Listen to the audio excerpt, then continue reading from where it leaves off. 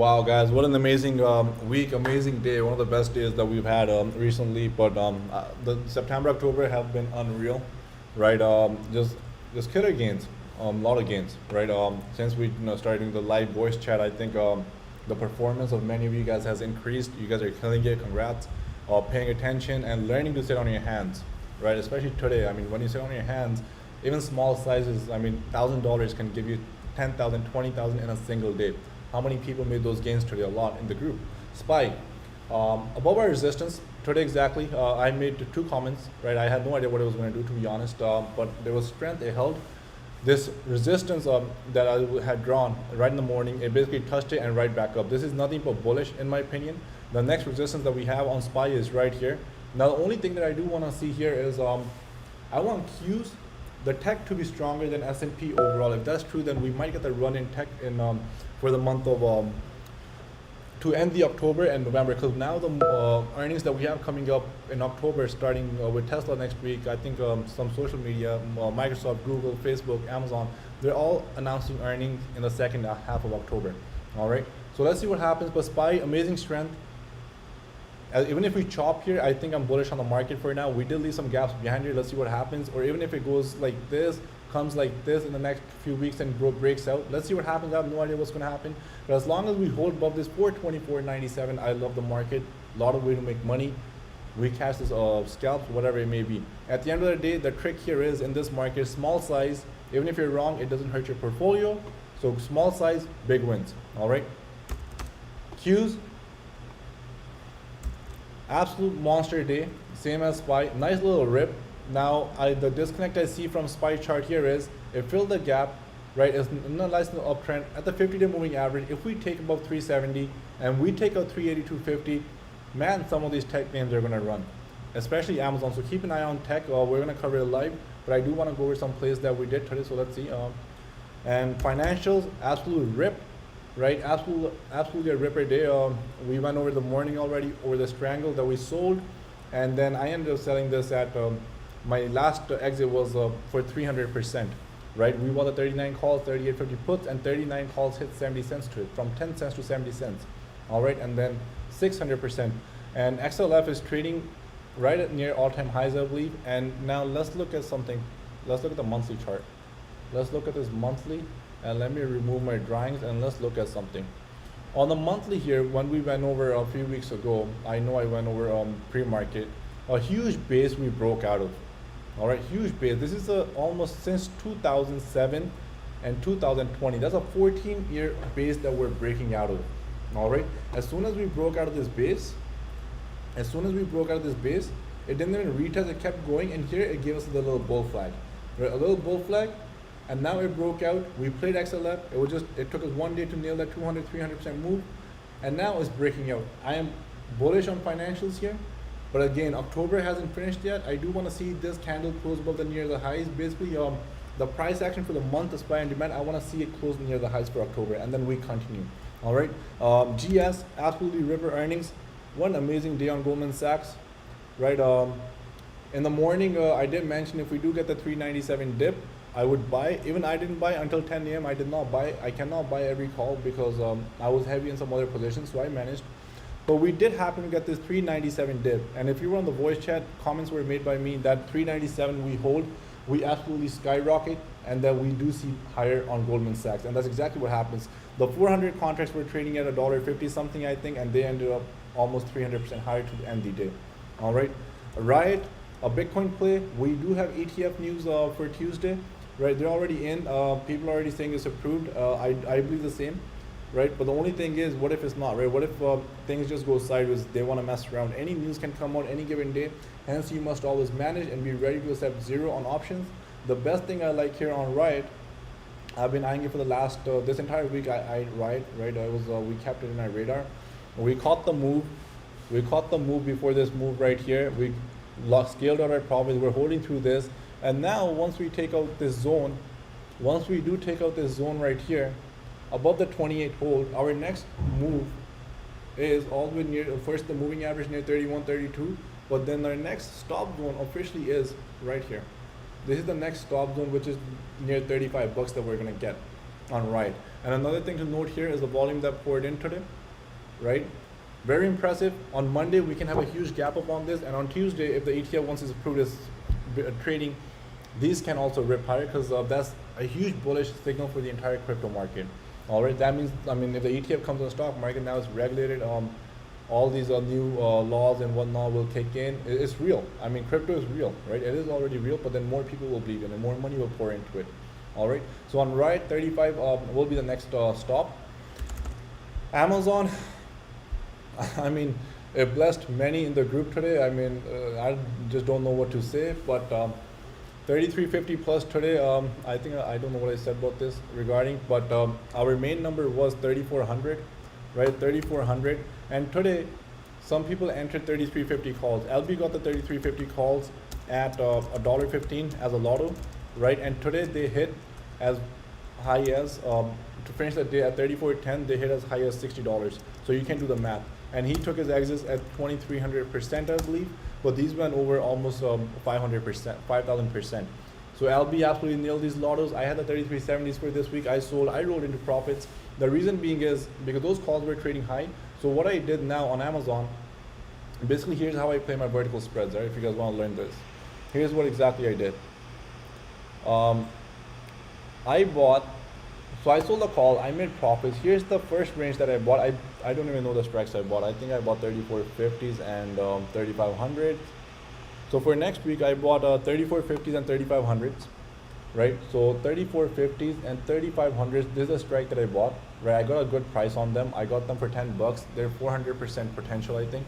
No, my entry was lower than 10, sorry. It was 9 actually, for a 400% play. So I bought this range, right? So if Amazon comes in this range, those will more than double, and it crosses above this range, I get more money on it. And then for earnings, I layered my profits into this range right here, 3500 to 3600. I bought this entire range for earnings. So I bought the 3500s and I sold the 3600s to finance my $3,500 calls. That's what spreads are, right? A very quick lesson. Many of you guys were asking me what spreads are, and I'm pretty sure some of you guys might be here. So here's a quick lesson. Vertical spreads. Let's say 3,500 calls are, I'm just gonna make up numbers, 40 bucks. You cannot afford a $40 call, but you wanna pay maybe 20 bucks for it. The $3,600 calls are going for, let's say, 20. So you buy the 3,500s and you sell the 3,600s. So $4,000 you pay out of your pocket, $2,000 the market gives you back. So this spread now costs you $2,000. All right. Now tomorrow by expiry, let's say Amazon's trading at, just an example, 35.60, right? The intrinsic value on your $3,500 calls will be $60, right? And $3,600 will be 0, right? And your spread total cost of spread worth is 60, right? Up from 20. So now you're up 200% on these spreads, right? This is a very short, if you don't understand this, then you're very bad at math. That means it's just going to take a little longer to learn what spreads are. But this is how we're playing vertical spreads on Amazon, okay?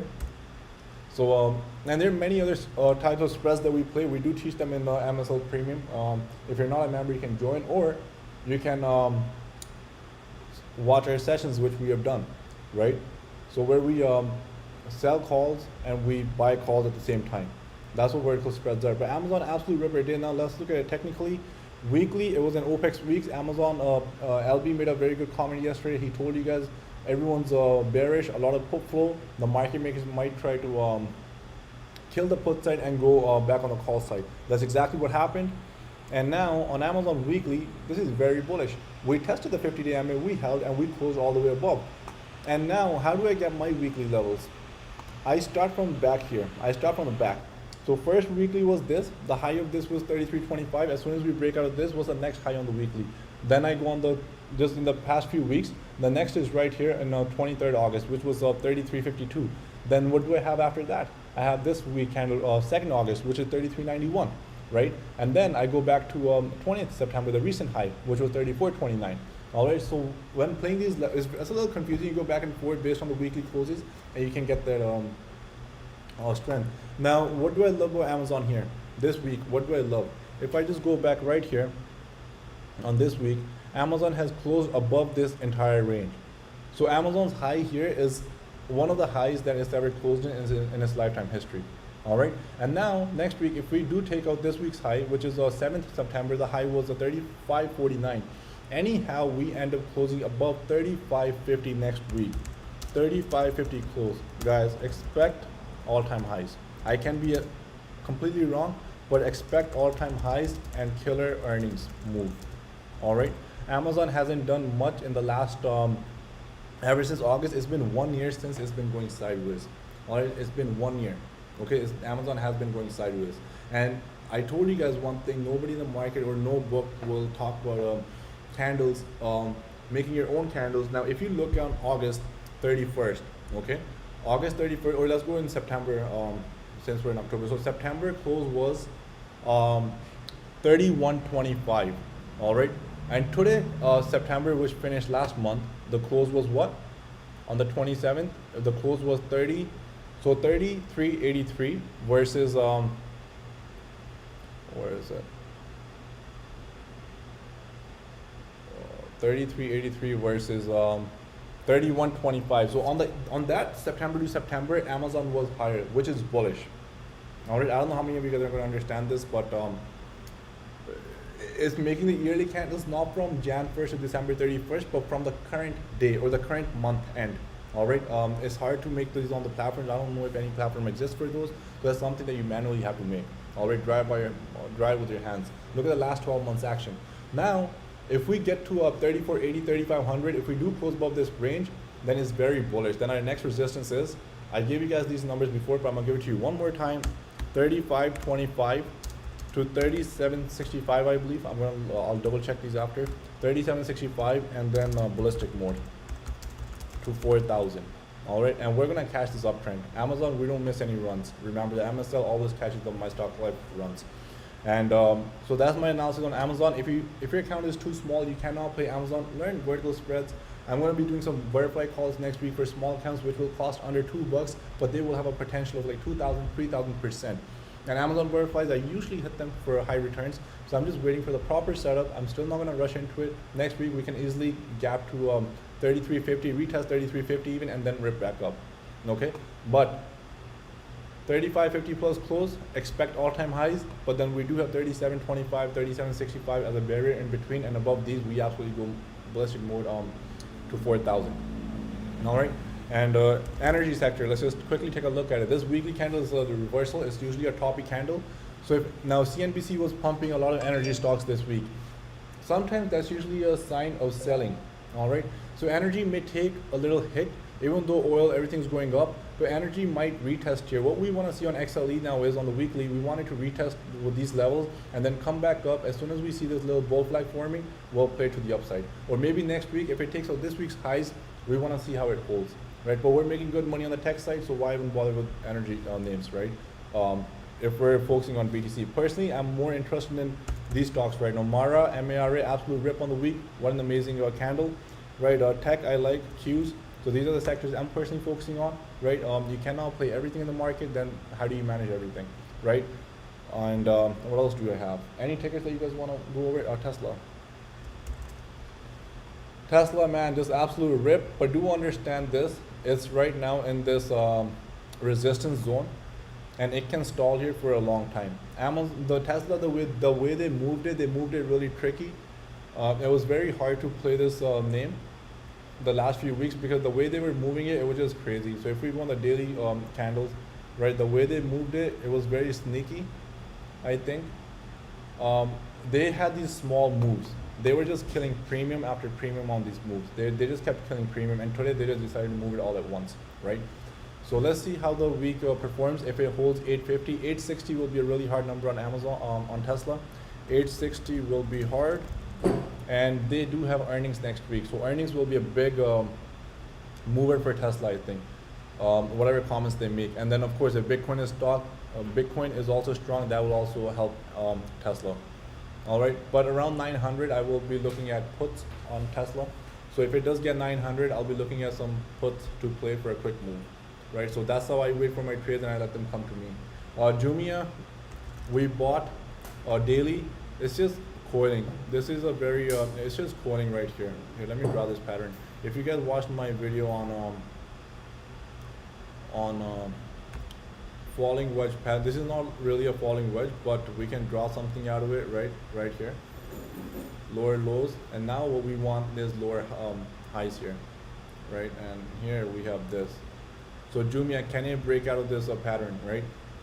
I didn't draw it properly here, but you guys get the idea. Now it's just consolidating. It's in a base. It's in this sideways base here now. And then obviously comments. Now we add some fundamentals into this. It's an e-commerce company, right? It's been strong. Now it's in this base right here. This whole is going sideways. It means that is showing that there are buyers here. Right? There are people that are defending Jumia near the $18, $17 levels. And if this is true, eventually the sellers will be gone, and then we gotta move through this range, a pop towards this zone, $24 zone right here, right? And that leaves us, and that gives us our trade that we're looking for, right? Ignore this. This is from before. We bought a month out. We bought earnings for Jumia. So do we get the earnings rip? If Amazon shop rip, is also a positive for Jumia. Jumia is a very small company compared to them, obviously, but above 19 hold, as long as we can continue holding this $19 zone. As long as we continue holding this zone, we're eventually going to get our move that we're looking for. We're eventually going to get that $2 move towards 22, and we take our profits and we're out. Okay? And CHWY, I did not look at the CHWY chart. I know one of my admins jumped in CHWY. So let's just quickly look at it. Okay, so right off it's at a very strong support. I can tell you this right now. Okay, so a smart play, playing off of support. Right, strong support, strong base here. Right, very hard to break this level down, no doubt. And we can definitely see, we can. So it's from $100 to $63. That's also almost a 38% retracement. So if you guys know Fibonacci numbers, 38 is a very popular number in Fibonacci. And just by looking at this, I think the high here was 97 and the low here was 60. So it retraced 38%. So if it retraced 38%, there's a good chance this bounces towards 23%. Now, what do I mean by that? Just add 15 points to this. So there's a good chance this bounces towards this zone right here, which is around 76, or right on dot. Okay, if you guys don't know what Fibonacci's are, you can look up those numbers, how they work. So from the recent dip of this high, it's down 38%. Psychologically, that's just how the world works, guys. I don't know how to put this in words. I'm very bad at expressing myself. But if this zone holds, it can slowly bounce towards these zones right here, to this place right here.